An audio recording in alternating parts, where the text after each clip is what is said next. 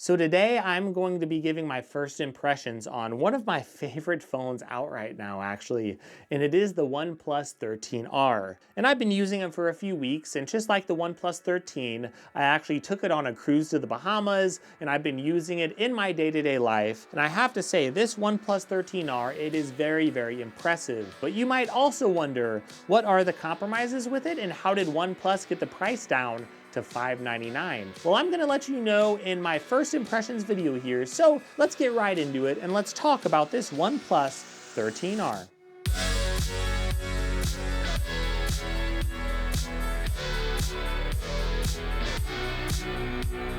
So even though I really love the OnePlus 13, I think it really does pack a punch. I also do think that a lot of people don't need a phone that costs $900. They don't need a phone that costs $1,000. There is an audience of people out there that is really looking for a phone around $400 to $500 or even $600. And that's where this OnePlus 13R really does come in, because they are trying to give you almost all of the same specs as the flagships and give you the specs that you want, and a lot of the specs that you need, without giving you all the extra stuff that you have to pay for that you're not going to need. And I think OnePlus did a pretty good job here deciding on what to compromise on and what to keep in this phone. Because if you look at the design of this phone, this is one of my favorite designed phones. In fact, I absolutely love it, even more than the OnePlus 13. The OnePlus 13 has a little bit of better durability, and that's one reason why they designed the phone the way they did. But on this phone, I just love the fact that it's all squared off all the way around, on the sides, on the front, on the back. I love this squared off look, and I also love how light this phone is. And I'm really in love with this color as well. So there are two colors, of course, for the OnePlus 13R, and I really do like this white color. It looks absolutely amazing. So it has a nice smooth feel on the back, which some people will like and some won't. But for me, I typically put a case on my phone anyway. So I do have this Sandstone case from OnePlus that I'm using. It's really nice. It does have some good texture. And whenever I combine it with this, it does allow me to use magsafe accessories, which is really cool that those magsafe accessories will work with OnePlus cases. But also, you get to experience a phone that still feels very lightweight, and it also has a screen protector pre-applied to the screen. That's a really big deal, again, if you're thinking about value and you want a phone that really doesn't make you spend a ton of extra money on accessories. I know my version actually came with a charger in the box, and we do get 12 gigabytes of RAM on the base model in the US. Really cool to see. Now, one compromise that OnePlus did have to make with this design, or one compromise they chose to make, was to make this an IP65 rated phone, not IP68 or IP69. And that does just mean that we are going to have to deal with not submerging our phones in water. So this phone is still splash proof, so it's going to be fine probably if you're walking through some light rain, but I would not dunk this phone underneath some heavy water. I wouldn't put it in your dishwasher or do anything like that. You're going to get more durability in that case with the OnePlus 13.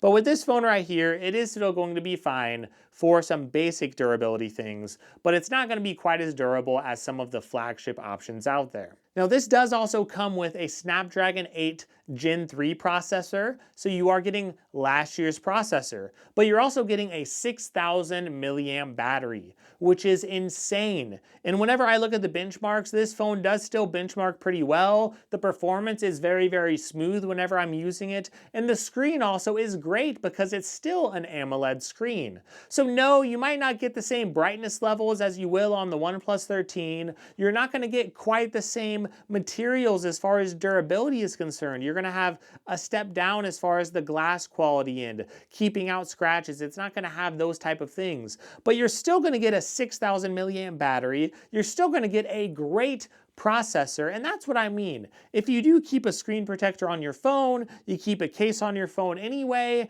and if you don't care about the latest and greatest, I am telling you, most people do not need the performance of the Snapdragon 8 Elite. As great as that performance is, as much as I love that processor, a lot of people are just fine using a Snapdragon 8 Gen 3. And I think performance nowadays, we see a 5 or 10% jump. Sometimes it's 30 or even 40%.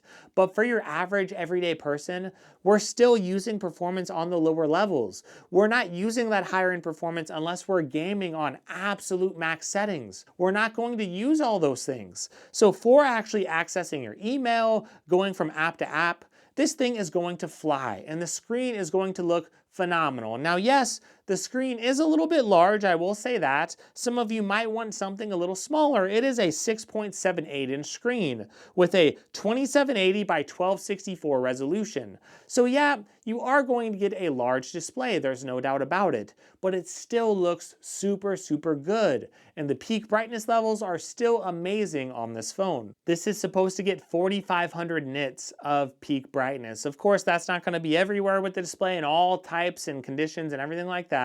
But if your display has to turn to the max, it could get up to that level, at least on some part of the screen. The point is the screen is going to get super, super bright. Of course, it's 120 hertz. So you're going to get great performance, great battery life. You're going to have a good camera, but that's really what you're looking at here. You're going to see a little bit of a compromise with the processor, a very small compromise as far as the display, like just a little bit of a smaller resolution. And yeah, you are going to see that it's not IP68 or 69 rated, just some minor differences here. I understand that it's not going to have all the same things as an S24 Ultra, but for the price point that you're getting here, to get that flagship level performance, to get the charging speeds, to get the battery size even, a lot of phones around this price point, they don't have this type of battery size. To get the design of this phone, it just feels so premium, but it also has a nice lightweight feel. To get all those things at this price point, it is very, very competitive, especially when you think about all the deals that OnePlus is coming out with. Of course, you have Best Buy and Amazon, at least at the launch dates here, they are throwing out some extra gift cards with this, and you are seeing OnePlus as well. They have their own little bonuses they're giving, but they're also throwing in, if you check out their website, some extra money off if you do recycle any phone. And that means any phone, you could just find a flip phone, a broken flip phone, it doesn't matter, but if you recycle anything, you could really get some money off. So whenever I factor in all of those things, I'm just pretty impressed overall.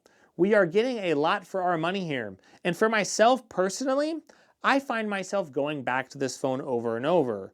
Now, yeah, the compromises are here, right? This has a Sony sensor in the main camera. It's a Sony LYT700.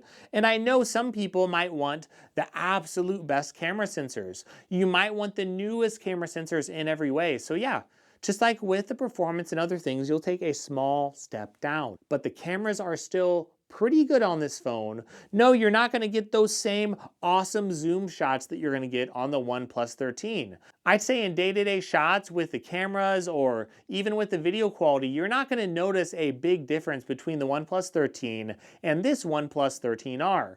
They are going to be very, very close overall, but you are going to get a little better zoom shots whenever you are using that zoom camera with a OnePlus 13, or even if you're using the S24 Ultra or a phone like that. Zoom isn't going to be the strong suit of this phone, but I do like that they didn't throw in a pointless macro camera here. At least we have a telephoto camera and an ultra-wide camera instead of some macro camera that most people wouldn't use anyway. And the telephoto and the main camera, they're both 50 megapixels, and the ultra-wide camera is going to be 8 megapixels. And again, I'm getting decent shots overall. It's not going to be flagship level, but I would say it's still pretty good for the money here. And OnePlus has done a very good job overall with the software. You don't get quite as many features on the cameras here as you do on the OnePlus 13, but still, a lot of features are here, and you're not missing much. That's the main point of this first impressions video. Of course, I am going to have a full review that will release a little bit later, but I want you to think and ask yourself, what do I really need? Do I need something like the OnePlus 13? Do I need a Galaxy S24 Ultra? Do I need a Z Fold or one of the highest end phones out? Or would I be okay sacrificing a couple things and going down in price and getting a phone that is still amazing?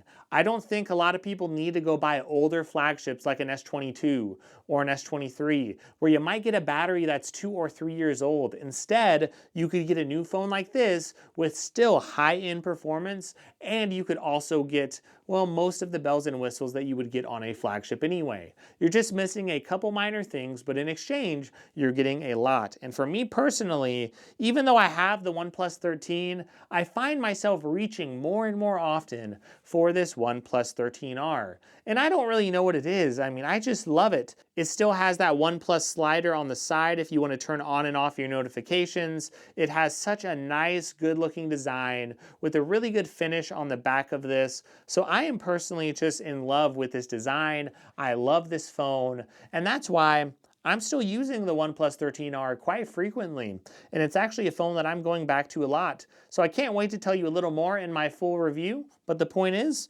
consider what you want in a phone and consider the value, because so far, I think this is going to be one of the best values in all of the phones around this price point. But we will see how it really shakes out in my full review. So hopefully this first impressions video has helped you out. Now I will say OnePlus did actually send this phone to me for review, and they did actually send me on a cruise to check it out, but they do have no input whatsoever into my content. They can't tell me what to say. OnePlus has been very good to me. I'm very grateful that OnePlus did actually allow me to check this out on the cruise, and man, that cruise was nice, and I was around some amazing creators, and I'm very grateful that my channel has grown and gotten those opportunities. But the reason why I continue to grow is because I try to put my audience first and give you truthful information. So I really hope that you appreciate that. Feel free, if you like this video, to give me a like, give me a subscribe, of course, that would help my channel. And you could also check out the links in the description. If you want some of those deals on the OnePlus 13R, you're gonna find a lot of deals there.